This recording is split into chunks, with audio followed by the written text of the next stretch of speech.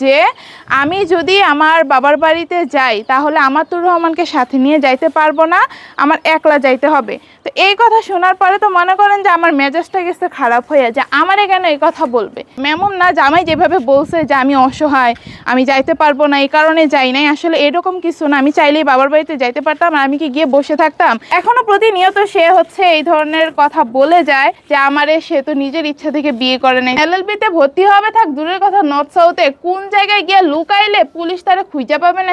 আসসালামু আলাইকুম এভরিওয়ান, আজকে অনেক দিন পরে একটা ব্লগ আপলোড করতেছি। লাস্ট আমি ব্লগ আপলোড করছিলাম সেই শুক্রবারে, আর আজকে হচ্ছে মঙ্গলবার। প্রায় 3-4 দিনের একটা বিশাল বড় গ্যাপ পড়ে গেছে আমার। তো যাই হোক, এখন থেকে আপনারা রেগুলার আমার ব্লগ পাবেন, অনেক সুন্দর সুন্দর ব্লগ পাবেন। আসলে আমার সাথে কি কি হয়েছে এই কয়দিনে সেগুলো তো আপনারা শুনছেনই। তো নিজেকে আসলে পরিস্থিতির সাথে মানায় নিতে ভিতর থেকে ওই জিনিসটা আনতে একটু সময় লাগছে, একটু সময় নিছি আর কি। তো এখন অনেকটাই ঠিক হয়ে গেছি। তো ইনশাআল্লাহ সব এখন থেকে সব কিছু ভালো ভালো যাবে আশা করি। তো অনেক সুন্দর সুন্দর ব্লগ আপনাদেরকে দেওয়ার চেষ্টা করব, সেই জন্য সবাই অবশ্যই আমার ব্লগগুলো দেখার জন্য চ্যানেলটা সাবস্ক্রাইব করে রাখবেন। আর গাইস, আজকে আমার অনেক কাজ, এই পুরাটা ছাদ আমি পরিষ্কার করব। ছাদের যে কি জঘন্য অবস্থা সেটা আপনাদেরকে না দেখালেই নয়। সবচেয়ে বেশি খারাপ অবস্থা কে করছে জানেন? এই কবুতর পালেন আমাদের ছাদের সাইডে কয়েকটা, ওইগুলা মনে করেন যে পুরা ছাদ উইরা তারপরে পুরো ছাদের মধ্যে হচ্ছে সেটার উচ্চারণ না করলাম, পরিবেশ পুরো নষ্ট করে দেয়। এই জায়গার অবস্থা সবচেয়ে বেশি খারাপ। তো এত জ্বালাতন করে দেখে অলরেডি এই যে এই খোপে 4টা আমাদের কবুতর ছিল, 4টা কবুতর অলরেডি বিক্রি করে দিছে। এখন আর খুব বেশি নাই, এগুলো হচ্ছে কয়দিন আগে আনছে, 2 দিন আগেই। আর এগুলো হচ্ছে পুরান কবুতর। তো জানি না এগুলো কতদিন থাকবে। আর এই যে আমাদের ছাদে কিন্তু মাছও পালন করা হবে, ওইদিকে মাছ পালন করার জন্য সুন্দর একটা কি জানি বলে, এটারে ভুলে গেছি নামটা, আমি সম্ভবত এটাকে হাউস বলে। তো খুব তাড়াতাড়ি এখানে মাছ চাষ শুরু করবো। আসলে আমি আগে কখনো এই ধরনের কাজ করি নাই, তো একদম নতুন করব, এই কারণে শিখতেছি কিছু কিছু জিনিস। না হলে তো মাছ আইনা টাকা দিয়ে ছাড়লাম, পরে সব শেষ, নষ্ট হয়ে গেল, আমার টাকাও জ্বলে গেল। আর এই যে এদিকে মুরগির একটা সুন্দর করে ঘর বানাবো ভাবছি। আসলে এইভাবে জাল টাল দিয়ে রাখছে, এটা দেখতে না কেমন যেন লাগে, ছাদের মধ্যে দেখতে আমার নিজের কাছেই ভালো লাগে না। তো যাই হোক, ইনশাল্লাহ ভালো কিছু করার চেষ্টা করতেছি, সাংসারিক হওয়ার চেষ্টা করতেছি, যাতে নিজের সংসারটারে মানে অনেক সুন্দরভাবে গুছিয়ে নিতে পারি। সবাই দোয়া করবেন যাতে সংসারের জন্য ভালো কিছু করতে পারি। এতদিন তো ঝামেলা টামেলা করছি। যাই হোক, এখন আসি মূল কথায়। কাজ করতে করতে আপনাদের সাথে কথাগুলো বলি। গাইস, ওদিকে পানির কাজ করতেছিলাম, পরে মনে হয়েছে ছাদ যদি পানি পানি হয়ে যায় আমি তার ঝাড়ু দিতে পারবো না, ময়লা আর উঠে আসবে না। তো এখন মূল কথাগুলো বলি যে কেন আমি আমার বাবার বাড়িতে গেলাম না। আপনাদের ভাইয়ার মুখ থেকে তো মানে শুনছেনই, এখন আমি আমার থেকে বলি যে আমি কেন মূলত বাবার বাড়িতে যাওয়া হইলো না, কি কি হয়েছিল সেই দিন।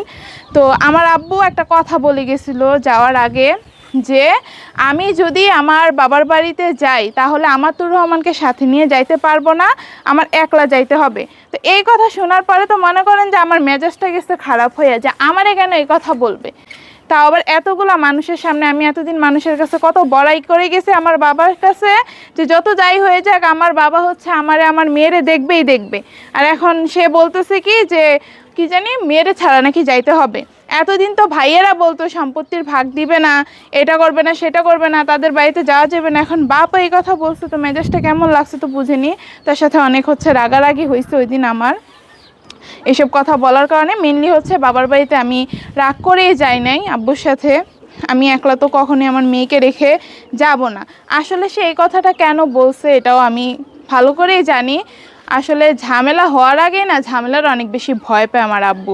এমনিতেই তো তার ঘর থেকে হচ্ছে আমার কাছে আসে, এত কিছু ফেস করে, এটা নিয়ে তার সাথে ঝামেলা করে, এরপরে যদি আবার আমি যাই, বুঝতে পারেন বিষয়টা কেমন। গ্রামে মানুষ আমরা, তারপরে মানুষজন 10 জন 10 কথা বলবে, তার উপর আবার জামাই শ্বশুর শাশুড়ি তারা সবাই গিয়ে আমাদের বাড়িতে ঝামেলা করবে।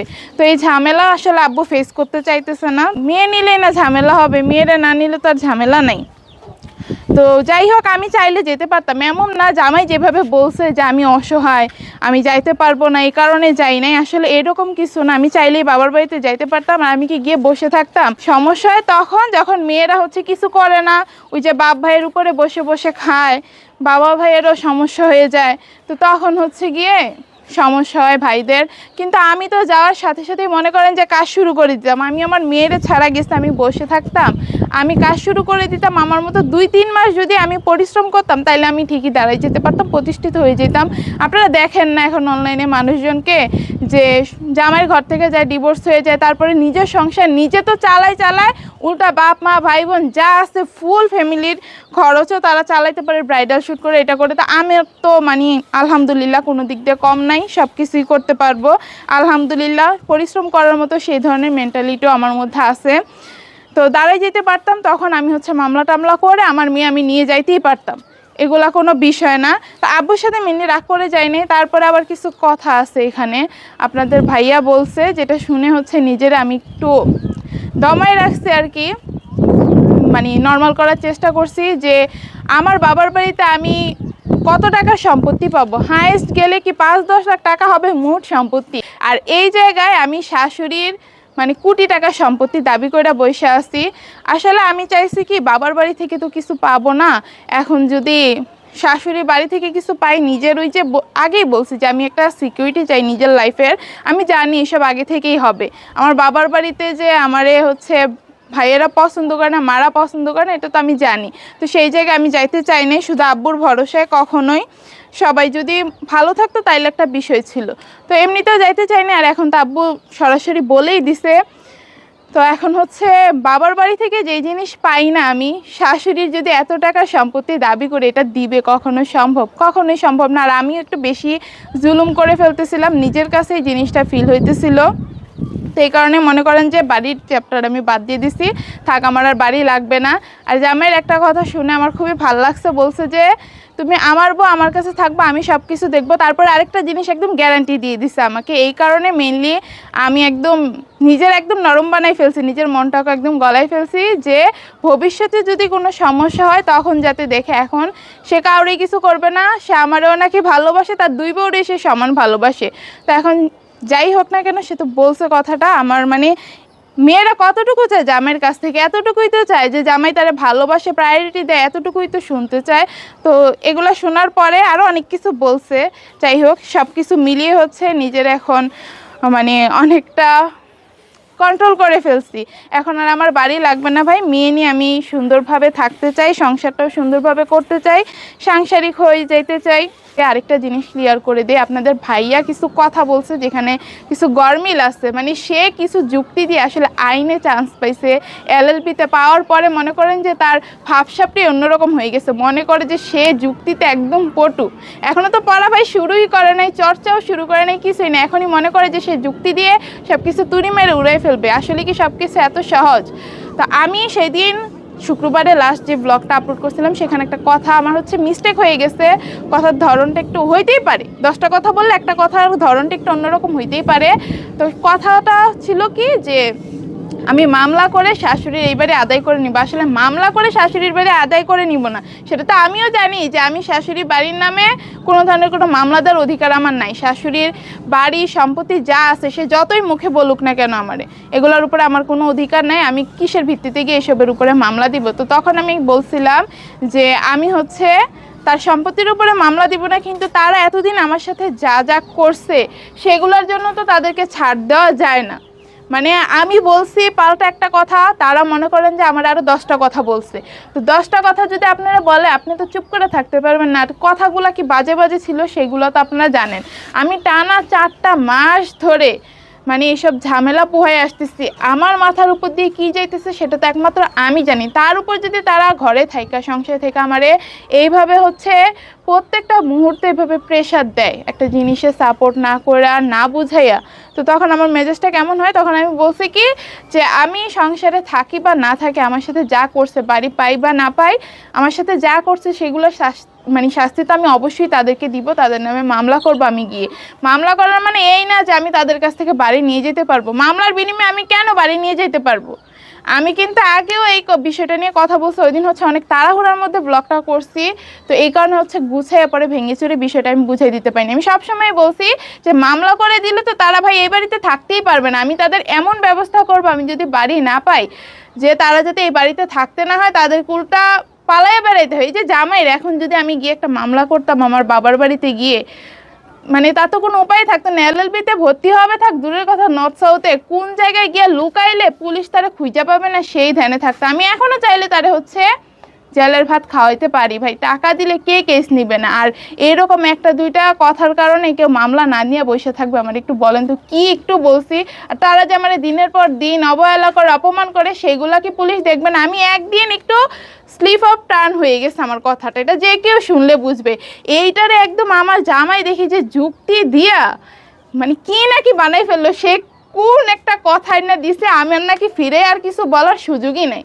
তা আসলে এরকম কিছু না যে আমি ভয়ে চুপসাই গেছি বা এমন কিছু, আমি হচ্ছে সে কিছু কথা বলছে যেটা একটু আগেই মাত্র বললাম। তো যার কারণে হচ্ছে ভাবলাম যে আর হচ্ছে ঝামেলা করে লাভ নাই, নিজেরই তো সংসার, 4 বছর ধরে সংসার করতেছি। আর আমিও সংসারটা ছেড়ে আসলে যাই মানে যাওয়ার আমার কোনো ইচ্ছা নেই। আমার আব্বু কিন্তু চাইছিল আমাদের মধ্যে ডিভোর্স করাই দিতে, কাগজপত্র সব কিছু নিয়ে আসছিল একদম এই ঝামেলার ফার্স্টে যেদিন আসছিল আগের শুক্রবারের টাইমে, সেই দিনই কিন্তু হচ্ছে সব কাগজপত্র নিয়ে আসছে। কিন্তু আমি বলছি যে না, আমি ডিভোর্স দিতে চাই না, আমি চাই আমার সংসারটা টিকুক, আমি শুধু বাড়ি চাই আমার সিকিউরিটির জন্য, এর বাইরে আর কিছুই না। তো আমার আসলে ইচ্ছা ছিল না। এখন তার পক্ষ থেকেও তো আমি কিছুটা ভরসা পাইছি, ভবিষ্যতে যদি ঝামেলা করে, সে তো বলছে তার ভিডিও ক্লিপটা যাতে আমি ডাউনলোড করে রাখি, আমি আসলেই ডাউনলোড করে রাখছি। যাই হোক গাইজ, সন্ধ্যা হয়ে যাইতেছিল আর সন্ধ্যার আগে আগে আমার কাজগুলো তাড়াতাড়ি শেষ করতে হবে, এই কারণে আবার কাজ করতে চলে আসলাম। একটু হাওয়া খাইতেছিলাম। আর যেটা বলতেছিলাম আমি, তার ওই ভিডিওটা আমি আসলেই ডাউনলোড করে রাখছি। এখনো তো বড় বউ আসে না, এই কারণে এত বড় বড় কথা। বড় বউ আসুক, এখনো প্রতিনিয়ত সে হচ্ছে এই ধরনের কথা বলে যায় যে আমারে সে তো নিজের ইচ্ছা থেকে বিয়ে করে নাই, তারপর আমারে প্রায়োরিটি দেয়, এটা করে সেটা করে। একটা মানে মেয়ে জামাইয়ের কাছ থেকে কি কখনো এই কথাগুলো শুনতে চায়? আরে বিয়ে যেইভাবে ভালো সেইভাবে হোক। কত অ্যারেঞ্জ ম্যারেজেও তো ছেলেদেরকে জোর করে বিয়ে করানো হোক। অনেক ছেলেরা আছে যে বাবা মাকে অনেক সম্মান করে, বাবা মায়ের উপরে গিয়ে কথা বলতে পারে না, তো হচ্ছে জোর করে বিয়ে করে পরে তাদের হাজব্যান্ড ওয়াইফের মধ্যে ভালোবাসাটা অন্যরকম হয়ে যায়, সংসার অন্যরকম হয়ে যায়। তখন তার ডিপেন্ড করে না যে বিয়েটা কিভাবে হয়েছিল। তা আমাদের তো ভাই সেম বউ, তো আমি তার বউ, তো মানে বড় সতীন যতই আমারে এই সংসারে আনুক না কেন, মেন দায়িত্ব তো পালন করতে হবে জামাইরই। বড় সতীন তো আমার দায়িত্ব কর্তব্য কিছু পালন করবে না। গাইস, ভিডিওটা আবারও কাট করতে হলো, ছাদে মিস্ত্রি আসছে কাজ করার জন্য, যার জন্য আমি নিচে নেমে গেছি। আসলে ছাদে কি সমস্যা জানি হয়েছে সেটাই ঠিক করবে। আর মাঝে মাঝে আপনারা ঠাস ঠুস করে আওয়াজ পাবেন, এই যে কথা বলতে বলতে অলরেডি আওয়াজ পেয়েও গেছেন, অনেক জোরে আওয়াজ হইতেছে, কি জানি করতেছে আসলে জানি না। তো সব একটু ক্ষমা সুন্দর দৃষ্টিতে দেখবেন। তো আমি এখন হচ্ছে মূল কিছু কথা বলে আজকের ব্লগটা শেষ করে দিব, বেশি কথা বাড়াবো না। আমার বাবার বাড়ি নিয়ে যেসব কথা ছিল সেগুলো তো আপনারা বুঝতেই পারছেন যে আমি কেন আমার বাবার বাড়িতে যাইনি। আসলে আব্বুর সাথে মেনলি রাগ করে আমি বাবার বাড়িতে যাইনি। তারপরে এখন হচ্ছে ভাই নতুন নতুন বিয়ে করছে, ঘরে ভাবি আছে, আগে তো ভাবি ছিল না। তো যতদিন হচ্ছে ভাইয়ের বউ না আসে ততদিন পর্যন্তই বোনেদের একটা মনে করেন যে অন্যরকম জোর থাকে বাবার বাড়িতে। এখন তো ভাই বিয়ে করে ফেলছে, পরিবেশটাই অন্যরকম। সবকিছু মিলিয়ে হচ্ছে আমি আমার বাবার বাড়িতে আর যাই নাই, এখানে হচ্ছে সংসারটা আঁকড়ে ধরে থাকার চেষ্টা করতেছি। ও ভালো কথা, আমি তো এটা বলতেই ভুলে গেছি, আমাদের সংসারে নতুন করে আবার একটা ঝামেলা তৈরি হয়েছে। কি বলবো, এই ঝামেলাটা আমি আগেও ফেস করছি, তো আমার জন্য তেমন একটা কষ্টকর হবে না। তবে আপনাদের ভাইয়া এই প্রথমবার এই ঝামেলাটা ফেস করতেছে। সমস্যা নাই, এবার যেহেতু দুইজন একসাথে ঝামেলাটা ফেস করছি, আলহামদুলিল্লাহ সব কিছু ভালোই পার করে ফেলতে পারবো হাজব্যান্ড ওয়াইফ মিলে।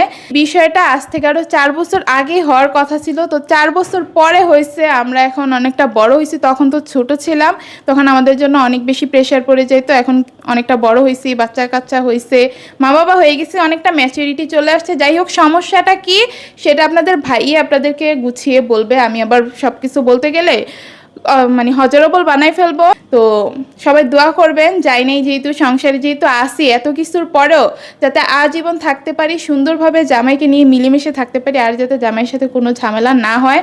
আর এতদিন ধরে এত ঝামেলা হয়েছে, আপনাদের ভাইয়ের সাথে আসলে সম্পর্কটা ঠিক করার চেষ্টা করতেছি, অনেকটা ঠিক হয়ে গেছে, বুঝতেই পারতেছেন অনেক দিনের ঝামেলা, তো তারও একটু মানে করতেছে আর কি, বুঝতে পারতেছেন কি বুঝাইতে চাইতেছি। তবে ইনশাল্লাহ খুব তাড়াতাড়ি সব কিছু ঠিক হয়ে যাবে, মানে দুইজন মিলে সংসারটা ভালোভাবে গুছিয়ে নিব। আর আপনাদের দোয়া তো অবশ্যই আমাদের জন্য থাকবে। তো আজকের ব্লগটা এখানেই শেষ করতেছি, সবাই ভালো থাকবেন, আর অবশ্যই চ্যানেলটা সাবস্ক্রাইব করে দিবেন, কারণ সামনে অনেক সুন্দর সুন্দর ভিডিও আসতেছে আপনাদের জন্য।